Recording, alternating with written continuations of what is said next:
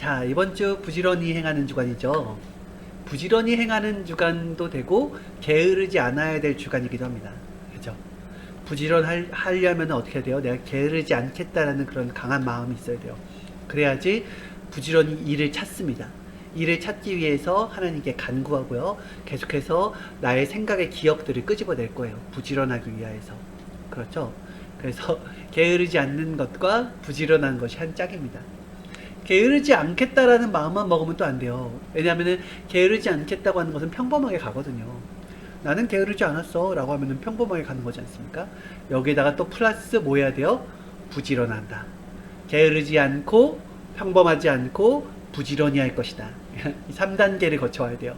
구약과 신약과 성약으로 와야 된다는 거죠. 자, 주님을 만났을 때, 이 땅에 메시아 예수님이 왔을 때도 예수님이 이 땅에 거하는 기간이 3년 반밖에 안 됐다. 말씀을 전하는 기간이 3년 반밖에 안 됐다는 것을 알았다고 한다면은 빨리 깨달으려고 노력했겠죠. 그 말씀을 듣고서. 그죠? 그냥 그 당시에 예수님을 만난 제자들과 아는 사람들은 예수님이 젊으시잖아요. 30세 때 만났으니까 얼마나 젊어요. 그러니까 우리와 오랫동안 함께 계시겠구나 하면서 그렇게 여유 있게 쫓아다녔을 거예요. 그런데 만약 예수님이 그 3년 반의 복음을 전하시고 십자가에 가실 것을 알았다고 한다면은 몸짝 붙이고 그 말씀을 생명의 말씀으로 듣고 하나라도 더 이뤄드리기 위해서 목숨 걸고 했을 거예요. 예수님이 그걸 강력하게 얘기했죠. 나를 본 자는 하나님을 보았거늘 어찌하여 자꾸 보여달라고 하느냐. 빨리 깨달아라. 빨리 못하면은 너의 정신 생각이 게으름으로 빠져서 사망에 처하게 된다 라고 말씀하신 거예요. 잠언서 12장 24절에 뭐라고 나왔어요? 부지런한 자의 손은 사람을 다스리게 하고요, 게으른 자의 손은 부림을 받는다고 했습니다. 그죠? 여러분 어떤 자가 되겠습니까? 다스리는 자가 될 거예요? 아니면 부림을 받는 자가 될 거예요? 네. 우리나라도 마찬가지예요. 우리나라도 어떤 문명에 있어서 빨리빨리 문호를 개방하고 더 열심히 부지런히 했다고 한다면은 일본의 식민지 국가를 생활을 걷지 않았을 거예요. 그죠? 우리 나름대로 양반이다, 천민이다 구분을 짓고 나름대로 이렇게 느긋한 생활을 하게 되고 그냥 우리 안에 세국 정책을 펴다 보니까 세상이 어떻게 흘러가는지 모르니까 더 신문물을 가지고 들어온 자들에게 당한 거 아닙니까? 맞는 말이죠. 그죠? 부지런한 자는 다스리게 되고 게으른 자는 부림을 받는다. 이걸 통해서도 깨달을 수가 있겠죠. 부지런하면 절대 끌려다니질 않아요. 원래는 4월 5일이 식목일인데 다음 달이 식목일인데 이제는 이상기온이 와서 봄이 한 달 빨리 왔다 그랬어요. 그래서 지금 나무를 심고 지금 꽃을 심는다고 합니다. 지금 씨를 뿌리고요. 세상에는 이상기온이 오기 시작했다고 했어요. 그리고 우리가 사는 세상에도 전체보다 빨리 뛰어야 된다는 것에 대한 교훈을 줍니다. 우린 빨리 뛰어야 돼요. 이상기온이 왔어요. 신앙에도 이상기온이 왔어요. 얘기했죠? 네. 이 땅에서의 이상기온은, 육적인 이상기온은 어떤 걸로 이루어져요? 뭐 때문에 이상기온이 났다 그랬어요? 바로 공기 오염으로 인해서 이상기온이 났다고 하였습니다. 그런데 영적인 이상기온이 있다 그랬어요. 영적인 이상기온은 어떤 이유로 생기게 되느냐? 바로 우리들이 부패하고 타락하여서 죄가 이 땅에 가득할 때 영적인 이상기온이 형성되게 됩니다. 그러면 하나님의 심판도 빨라져요. 왜? 쓰레기가 가득 찼으면 빨리 비워야 되니까요. 맞죠? 빨리 서둘러야 된다. 빨리 택한 백성을 잡아당겨야 된다. 소돔과 고모라도 그렇게 흥청망청 풍요로울 때 그때 이상기온을 감지했어야 돼요. 영적인 이상기온을. 아, 우리가 너무 편하다 보니까 부패하고 있구나. 우리가 정신이 이상해져 가고 있구나. 생각이 잘못된 방향으로 흘러가고 있구나. 이 경각심을 깨닫고 빨리 어서 이것을 바로 잡았어야지 소돔과 고모라 땅이 멸망당하지 않았습니다. 그 중에 의인이 누구예요? 이 모든 것들을, 세상이 이렇게 흘러가는 것을 안타까워하며 하나님께 고하고 이것을 위해서 본인 자체가 그 나라를 위해서 회개의 기도를 하는 자죠. 그 자가 의인이죠. 그죠? 그런 의인이 없어서 멸망을 당한 거라고 하지 않습니까? 맞아요. 우리는 이 시대를 보면서도 알 수 있어요. 이렇게 시대가 흘러가면 안 된다는 것을 감지하고 있습니다. 여러분 감지하고 있습니까? 그죠? 이렇게 흘러가면 되겠어요? 이렇게 스포츠계의 부패가 일어나고 서로 폭력과 또 성이 만만 그렇게 막 곳곳에서 발생하는 그런 시대, 모든 사람들이 사기를 치고 사기가 그냥 고도의 사기가 되어서 다른 사람이 어떻든 상관없이 양심이 이제 사라지고 점점점 자기의 유익을 위해서 상대를 괴롭히게 되는 이런 세상, 이 세상이 정상적인 세상입니까? 그러면은 이 세상 가운데서, 정상이 아닌 세상 가운데서 나만 잘 되면 되겠어요? 아니죠. 하나님이 만든 세상이 이런 방향으로 흘러가는 게 아니에요. 원하시는 것이 아니란 말입니다. 그것을 깨닫고 내가 바로 잡아드릴게요. 하나님, 제가 하나님께 구합니다. 하나님께서 움직여서 이 모든 것들을 해결해 주세요 라고 하면서 간절하게 다니엘의 심정으로, 그리고 죽으면 죽으리라 에스더의 심정으로, 엘리야의 심정으로 기도하는 자가 바로 이 땅을 구할 자요 의인이지 않겠습니까? 그것을 저와 여러분들이 해야 된다는 것입니다. 그러기 위하여서 우리가 이 역사를 만나게 되고 하나님의 말씀을 듣게 되고, 그러면서 정신, 마음, 생각, 그리고 영혼을 강하게 만든 거예요. 어떤 나무가 되라고요? 바람에 흔들리지 않는 나무가 되라고 신앙의 뿌리를 깊게 내리게 해주셨습니다. 왜 깊게 내리게 해주셨는가? 신약들을 보면 알잖아요. 왜 예수님과 딱 붙어서 12제자들의 신앙, 11제자들의 신앙을 깊게, 뿌리 깊게 내리게 해줬는가? 그것은 뭐예요? 그 뿌리 깊은 신앙이 되어서 잘했다 칭찬해 주려고 한 것이 아니라 뿌리 깊은 나무가 되어서 세상의 파도에 당당하게 맞서 싸우고 이 세상에 엄청난 개혁을 일으키라고. 맞죠? 구약과 신약을 가르는 마지막 선지자 루터라고 했죠. 신약과 성약을 가르는 마지막 선지자죠. 루터예요.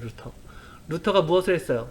루터가 이 엄청난 중세시대의 교황권, 왕권보다도 더 높은 곳에 올라가는, 하지만 부패되어서 더 이상 회복이 불가능한 이 교황권에 대적을 해서 일개의 사자죠. 뭐라 그러죠? 까먹었네. 그러한 신부의 신분으로서 95개 반박론을 작성했잖아요. 다윗이 골리앗과 맞섰던 것과 마찬가지로 다윗과 같은 루터가 그 시대 전체 엄청난 권력의 종교에 맞서서 싸운 거예요. 오직 하나님의 힘을 힘입어서요. 종교가 있다고 해도 종교가 부패하는 것은 막을 수가 없습니다. 하나님을 믿는다는 것 뿐이지 사실은 하나님을 두고서 자신의 방식대로 살아가고 있기 때문에 거기는 부패한다라는 거예요. 새롭게 개혁이 일어난다는 거죠. 그래서 부지런한다라는 거 하는 것은 자신에 대한 개혁도 있습니다. 정신의 개혁이 안 일어나고 부지런해질 수가 있겠습니까? 개혁이 일어나야죠. 게으르지 않겠다라는 마음만 먹으면 게으르지 않아지나요? 안 되죠. 우리는 알잖아요. 우리 자신을. 작심 삼일. 우리가 살 좀 빼겠다고 마음 먹어도 그냥 먹을 거에 유혹에 쓰러져 버리는 나. 그리고 정말 열심히 운동해야지라고 하다가도 정말 쉬고 싶을 때 그냥 쉬어버리는 나. 모든 게 육성으로만 흘러가는 나라는 이 육한테 진 적이 얼마나 많습니까? 이걸 이기려면은 그냥 적당한 마음으로 이길 수가 있을까요? 아니에요. 아주 혁명과 같은 마음으로 가져야지만이 이길 수가 있는 것입니다. 나는 더 이상 할 수가 없다. 나는 정말 한계가 찰 때까지 행했다라는 그 말을 할 수 있을 정도로 해야 된다고 했어요. 게으르면 죽습니다. 뭐가 죽어요? 생각이 죽어요. 일단 게으르잖아요. 뭐가 죽어요? 눈빛이 죽어요. 썩은 동태 눈깔이라고 하잖아요. 눈에 초점이 없어요. 멍 때리고 있어요. 이거는 생각이 죽고 모든 의식이 죽어있는 상태를 얘기하는 것입니다. 살았으나 살았다고 할 수 없는 것을 말하는 거죠. 그래서 게으르면 죽습니다. 게으르면 운명이 돌아갑니다. 이것을 깨달아야 돼요. 빨리빨리는 빨래빨래다. 여러분 이거 기억하기 쉽죠? 빨리빨리는 빨래빨래다. 이것도 연관되어 있는 거예요. 빨리빨리 하는 것은 왜 우리가 빨리 못하냐면은 죄의 사슬에 묶여져 있기 때문에, 더러운 생각들과 이것에 묶여져 있기 때문에 빨리 못한다라는 거예요. 그래서 빨리 하려면 뭘 해야 된다? 빨래를 해야 된다. 즉 회개를 해야 된다라는 거예요. 내가 빨리 하고 싶어요, 여러분? 정말 빨리 하고 싶습니까? 회개해야 돼요. 끄집어내서 하나님 앞에 내가 무엇을 잘못했는지를 고해야 되고, 그러한 그런 영적인 어둠의 늪에 있는 그런 사슬들을 다 걷어내야 돼요. 그래야지 자유의 몸을 얻어서 빠르게 움직일 수가 있습니다. 죄를 회개하고 더러움을 회개하고 모든 것들을 회개해야 돼요. 그리고 아예 이것을 걷어낸 다음에 뭘 해야 돼요? 체질을 바꿔야 된다고 했습니다. 이상기온이 생기면 제일 먼저 누가 죽느냐? 희귀종의 동물들이 죽어요. 지구촌에 얼마 남지 않은 동물들이 죽어간단 말입니다. 왜요? 그들은 그 이상기온이 일어나기 전에 그런 풍토에 맞춰서 거기에 살 수 있는 동물들이었어요. 그런데 이러한 동물들이 이 환경이 바뀌어버리니까 이 동물들이 죽는 거예요. 인간도 마찬가지예요. 인간도 이상기온, 영적인 이상기온이 생겼을 때 자기가 살던 터전에서 살던 그렇게 체질을 만들어 살던 사람들은 죽어요. 그런데 어떤 사람들은 살 수 있냐면은 체질을 바꿔버린 자는 살 수 있어요. 구약의 정신에 막 묶여있고 구약의 체질에 매여있는 사람들은 그냥 여기에서 사는 것이 편하고 여기가 좋아요. 그런데 신약이 왔을 때 신약으로 넘어오지 못하잖아요. 그러면은 그들은 거기에서 그냥 구약의 희귀종이 되어서 거기에서 그냥 끝나버릴 수밖에 없습니다. 애굽이 좋아요. 애굽의 종살이를 하더라도 수백 년 동안 하다 보니까 나름대로 그 종살이가 종이라는 게 체질이 됐어요. 종임에도 불구하고 잘 먹고 잘 살게 됐어요. 편안하게. 그러니까 더 이상 여기서 벗어나고 싶지 않은 거예요. 그런데 모세를 따라서 뛰쳐나온 자들은 결국 어려운 기간, 힘든 기간, 광야에서의 힘든 기간을 거쳤지만은 그래도 가나안 땅에서 새 역사와 새로운 것을 맞이하게 되었던 것입니다. 개혁이에요, 여러분. 목숨 걸고 해야 된다는 것입니다. 지금의 나를 벗어 던지려면은, 새로운 차원으로 나오려면은 예전에 내가 아니어야 돼요. 그래서 부활을 선포한 거잖아요. 예전에 내가 아니어야 돼요. 예전에 주용이가 죽어야 돼요. 그래야지 새로운 주용이가 탄생되는 거예요. 과거의 나를 버려버려야 됩니다. 올해 표어가 뭐예요? 영육 새롭게죠. 영육 새롭게. 그럼 어떻게 해야 돼요? 과거 2020년도에 했던 그 습관들을 버려야지 새롭게 될 수가 있어요. 목숨 걸고 복음을 전할 수 있어야 된다는 것입니다. 네. 아파서 죽어요, 사람들이. 이번에 장례식장에 갔다 왔는데도 어머님의 연세가 81살이셨어요. 그런데 이제 요즘에 너무 의학이 발달되다 보니까 더 오래 사시는 분들이 나오죠. 90세 또 100세 가까이 사시는 분들이 나오게 되니까 81살이라고 하면은 사실은 좀 일찍 돌아가셨다라고 해도 요즘에는 맞습니다. 그런데 아파서 죽는 자들도 예정이 아니다라고 하셨어요. 어느 부분에서는 병에 대해서 내가 잘 몰라서 어떤 위기의식을 감지하지 못하고 하나님이 너 이렇게 하면 위험하다. 너 이때 위험해. 이거 줄여야 돼. 이거 안 해야 돼. 어서 빨리 체질을 개선해서 열심히 하자라고 했을 때 그 소리를 간과했더니 자꾸 병이 쌓여서 게을러서 죽었다. 이것도 사실은 병에서도 게으른 것을 대입하셨어요. 이것이. 저도 마찬가지죠. 내 몸에 이상이 막 감지가 돼요. 내가 담배를 안 피는데요. 만약에 담배를 폈다고 생각을 해봐요. 그러면은 필 때는 좋은데 몸에서 감지가 돼요. 이상 있는 것이. 그런데 이것만 생각하다가는 몸에 독소가 퍼져서 결국에는 모든 기능들이 마비가 된다는 것입니다. 그 위험 신호를 감지하는 것도 게으름에서 벗어난 거예요. 위험을 감지하는 것도. 그렇죠? 그리고 운전을 자기의 습관대로 체질대로 하는 사람이 있어요. 운전은 막 빨리 달리고 급정거, 급브레이크, 그리고 막 가속해서 달리고 신호를 막 어기고 막 이렇게 운전 습관이 제대로 들지 못한 사람들은 인지예요. 왜냐하면 위험한 상황들이 생기거든요. 그게 인지예요. 너 그러다가 사고 난다 하면서 하나님이 가르쳐 주는 거거든요. 그때 그거를 게을러서 무시해버리고 자신의 습관대로 해나가잖아요. 그러면은 반드시 사고가 납니다. 결국 모든 사고가 이런 모든 인과관계가 게으른 것과 연관되어 있다는 거예요. 이런 인생들이 너무 안타까우니까 하나님께서 주일 말씀으로 선포하신 거 아닙니까? 게으르지 말아라. 부지런해야 된다. 그것이 나 여호와의 정신이라고 가르쳐 준 거잖아요. 그 정신을 받은 메시아는 게으릅니까? 전혀 그렇지 않죠. 메시아는 어마어마하게 부지런합니다. 그래서 그의 삶을 보고도 완전히 반할 수가 있는 거예요. 아픈 자, 병든 자, 계속 신앙이 들어가게 해달라고 기도해야 된다라고 했습니다. 맞아요. 스스로 찾을 수가 없죠. 그러니까 우리가 기도해야 된다고 했어요. 온 유대와 사마리아와 땅 끝까지 복음을 전하라 라고 하였는데, 실제로 온 세상을 다 돌아다니면서 복음을 전할 수가 없어요. 우리의 인생으로는 그렇게 해요. 그렇죠. 사도 바울이 아무리 복음을 외쳤고 베드로가 아무리 목숨 걸고 외쳤다 할지라도 기껏해야 거기 로마에 자기가 움직일 수 있는 그 범위 내에서 복음을 전할 수밖에 없었지, 일생을 다 투자해도 온 인류에 전할 수는 없다고 했습니다. 그런데 온 인류에 복음을 전할 수 있는 길이 딱 하나가 있대요. 어떻게 하면 될까요? 두 글자, 바로 기도라고 하였습니다. 기도. 하나님을 감동시킬 정도의 기도를 해야 된다고 했어요.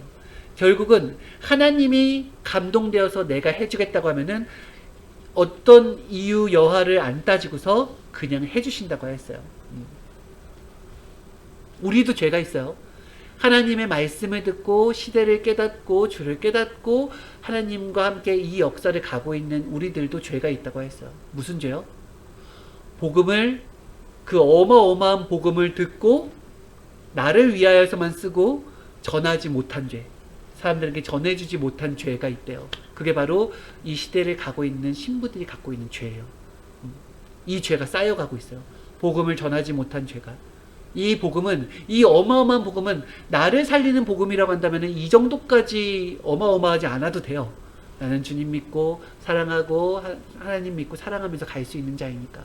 그런데 하나님이 이 인류를 전체를 살릴 수 있는 복음을 줬기 때문에 이 복음을 만난 자는 반드시 복음을 전할 책임이 있습니다. 이 죄에서 벗어나야 돼요. 이 시대의 마지막 복음인데 너무 아깝다고 했습니다. 기도 외에는 악을 꺾을 길이 없다 그랬어요. 악을 왜 멸하지 않습니까? 라고 했을 때, 사탄이, 사람이 있는데 사탄이 교묘하게 사람을 쓰고서 행하는 거예요. 그러니까 멸할 수가 없어요. 그러면 사람까지 죽어야 된단 말이에요. 그러니까 하나님이 기도를 하라라는 거예요. 전쟁통에서 만약에 적들만 모였으면 쏘면 되는데, 적들이 교묘하게 민간인의 인지를 잡고서 민간인과 함께 있어요. 그러니까 폭탄을 던질 수도 없고 뭘 다 내릴 수도 없는 거예요. 쏠 수가 없는 거예요. 이와 같이 사탄이 교묘하게 사랑하는 자, 하나님의 사랑하는 자를 쓰고서 같이 가고 있기 때문에 그들을 할 수가 없습니다. 그죠? 그래서 알곡이 있으면은, 쭉정이가 있으면은 이것을 분리하는 기간이 있어요. 이것이 분리가 됐을 때 그때 심판할 수가 있는 거예요. 양과 염소가 같이 있으면 심판을 못 하고요. 양과 염소가 분리가 됐을 때 심판할 수가 있는 것입니다. 기도해야 돼요. 기도하면 영적으로 분리된다고 했어요. 기도해야 됩니다. 슬픈 눈물을 흘리며 기도할 수 있는 정도가 되어야 된다고 하였습니다. 네. 알겠죠? 사람은 누구나 편하게 지내길 원한대요. 여러분 공감합니까? 네, 맞아요. 어린아이부터 어른까지 누구든지 이 땅에 사는 사람들은 편하게 지내고 싶다라는 그 마음을 가지고 살고 있어요. 편하게 살기 위해서. 그게 삶의 철학이 됐대요. 지구상 전체 사람들의 삶의 철학이 뭐냐라고 하면은 편하게 살고 싶다 이거래요. 편하게, 왕처럼, 공주처럼, 신선처럼 모두가 다 편하게 살고 싶어 한다. 하루 종일 놀고 하루 종일 쉬고 자기 마음대로 살고 싶어 한다. 그러나 하나님은 순서 있게 편하게 하신다 그랬어요. 무슨 말일까요? 순서 있게 편하게 하신다는 게 뭐예요? 나이가 어렸을 때는 보다 부지런하게 한대요. 그리고 어느 정도 있을 때는 환난을 겪으면서 거기를 뛰어넘게 하고요. 계속 모든 것들을 겪으면서 차원을 높이면서 나중에 인생의 나이가 황혼이 들었을 때는 그때 가서 편하게 해주신다고 했어요. 근데 그 땅에서는 몸의 체질이 뛰는 체질, 부지런한 체질로 됐기 때문에 뛰는 게 더 편하게 돼버린 거예요. 하나님 인간 창조의 뜻을 그렇게 짜 놓으셨다 그랬어요. 그래서 편하는 방법은 뭐예요? 가장 편한 방법은 하나님의 뜻에 맞춰서 하면 편하게 된다. 여러분 이거 이해가 됩니까? 편한 방법이 이해가 됩니까? 사실은 우리는 하나님의 뜻이 뭔지를 알고 있어요. 그런데 그렇게 하고 싶지 않은 거예요. 여러분 형제를 원수를 사랑하라고 하면은 당장 나를 괴롭히고 정말 짜증나게 하는 저 앞에 원수가 뭐 말이 원수지 사실은 내 가족일 수도 있고요. 내 절친일 수도 있고요. 나와 함께 있는 이 무리에서 떨어질 수 없는 사람일 수도 있단 말이에요. 그런데 우리가 그를 사랑해야 된다는 걸 모릅니까? 그를 용서해야 된다는 걸 모릅니까? 그를 이해해 줘야 된다는 걸 모릅니까? 그런데 하나님이 아무리 그렇게 말씀해 주셔도 내가 하고 싶지 않은 거잖아요. 맞죠? 우리는 어찌 보면 인생에서의 답을 알고 있는 사람들입니다. 문제는 그렇게 하고 싶어 하지 않는다라는 거예요. 그래서 문제가 문제를 낳고 문제가 문제를 낳습니다. 그런데 다 내려놓고 하나님의 뜻대로 하겠습니다 라고만 한다고 한다면은 특별히 이 문제를 어떻게 해결해야 되죠? 라고 하는 그런 어려움 속에서 벗어날 수 있어요. 하나님의 뜻대로 하면은 그러한 고통 속에서, 생각의 고통에서 벗어날 수가 있습니다. 그런데 뜻대로 하는 것이 내가 원하는 것과 반대 방향의 길이기 때문에 항상 나의 육과 싸우는 것이지요. 그죠? 가장 편한 방법은 주님의 뜻대로 하는 것입니다. 부지런하려면 힘들죠. 그죠? 왜요? 고통도 있고 어려움도 따르죠. 그런데 이것을 꺾고 뒤집고 혁명을 일으켜야 본인 스스로에게 혁명자가 되어야 된다고 했어요. 이래서는 안 된다. 큰일 난다. 하면서 나 자신에게 혁명을 일으키고 인생 개혁을 했다고 하였습니다. 총혜영 목사님도 어렸을 때 벌써 15살 때 굴에 들어간 것 자체가 자신한테 혁명이죠. 모든 사람들이 먹고 살기 위해서 농사일하고 부모님 도우면서 막 으쌰으쌰 할 때 이렇게 사는 것은 정답이 아니다 하면서 하나님께 정답을 물으면서 자기 인생의 개혁을 하고 싶어서 찬물에 냉수욕을 뛰어들고 그 험한 산을 올라가면서 그 독수리봉에서 그렇게 간절히 비가 오나 눈이 오나 기도를 한 거잖아요. 자신의 육성을 죽인 거 아닙니까? 하나님의 뜻을 알고 싶어서 그렇게 눈물로 외친 거 아닙니까? 결국 자신에게 먼저 혁명을 일으키고 결국 이 인생의 모든 방향들을 뒤집었어요. 그리고 이젠 답을 제시해 줄 수 있는 자가 된 것입니다. 성공한 자는 나름대로 성공할 짓을 해서 성공을 한 것이다 라고 하였습니다. 잘되고 형통한 사람들은 뭔가 노하우가 있대요. 그들은 부지런했어요. 게으르지 않았어요. 자기 혁명을 일으켰어요. 주님을 믿지 않았다 할지라도 주님의 정신을 받아서 그 정신대로의 삶을 살았어요. 오늘 그 어머님의 장례를 이 장례식 예배를 해드리는데 어머님의 시대는 1940년도에 태어나신 거예요. 그러니까 그 시대에는 사실은 우리나라가 가장 어려웠던 시기 아닙니까? 근데 벌써 3남 2녀를 키우신 거예요. 혼자서. 너무너무 힘든 시기를 했죠. 이 시기는 왜 하나님을 믿었어 안 믿었어, 왜 종교를 가졌어 안 가졌어, 예수님을 사랑했어 안 했어, 이걸 따질 수 없는 시대예요. 왜냐하면은 당장 사는 것조차가 너무 어려워서 자살을 선택하거나 그냥 굶어 죽거나 자기의 인생 속에서 좌절하는 사람, 육으로 좌절하는 사람들이 많았기 때문에요. 그래서 생각을 해보니까 그 시대는 그 삼남 이녀의 자녀들을 마음과 뜻과 목숨 다해 먹여 살리고 자기 희생을 하고 끝까지 정신줄을 놓지 않고 이 나이 때까지 살아오신 것 자체가 엄청난 시대에 대한 그런 외침이고 주님의 정신을 받아서 행하신 것이구나라는 게 깨달아졌어요. 그 시대죠, 그 시대. 구약은 구약의 시대, 구약 시대의 사람들은 예수님을 만나지 못했기 때문에 신약으로 넘어올 수가 없잖아요. 구원이라는 것을 예수님한테 모든 걸 한다고 하면 구약 사람들은 그럴 수가 없었잖아요. 그런데 하나님이 주신 그 율법을 철동같이 지킨 거예요. 그것만으로도 구약의 구원의 사유가 될 수가 있겠구나. 하나님의 말씀에 순종한 것 자체가.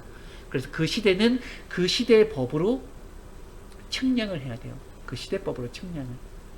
하지만 모든 시대는 연관되어져 있기에 어머님을 위하여서 자녀들이 기도해주고 대신 회개도 해주고 대신 어머니의 마음을 받아서 대신 마음과 정신을 받아서 하나님을 사랑해드려야 된다는 것을 얘기해줬어요. 총인양 목사님께서 그렇게 가르쳐 주셨거든요. 연관돼 있어요. 구약의 선지자들의 그런 모든 그런 엄청난 몸부림과 그런 열정, 그런 자기를 버린 그런 십자가의 길을 간 자들 있잖아요. 영적 십자가의 길을 간 자들, 그것을 그 정신을 받아서 신약의 사람들이 더 멋지게 주를 만나고 또 그 정신을 받아서 이 성약의 길을 사는 거예요. 인생은 연관되어 있는 거예요. 같이 선조들의 마음을 받아서 그 정신과 사상으로 더 멋진 역사를 만들어내는 거죠. 연관되어 있다는 걸 깨닫고 우리도 그와 같이 후대에 더 멋진 신앙의 자산을 물려줘야 되겠습니다. 믿습니까, 여러분? 부지런히 행합시다. 부지런히 행하여서 이 역사가 하나님이 선포한 역사, 하나님의 진리의 말씀이 얼마나 위대하고 오직 이 말씀이 사람을 온전하게 변화시킬 수 있고 이 땅에 정말 어마어마한 지상 천국을 줄 수 있는 말씀이라는 것을 우리가 증명해 보입시다. 여러분 안녕히 계세요. 저는 갑니다. 오늘 수요 예배 잘 드리세요.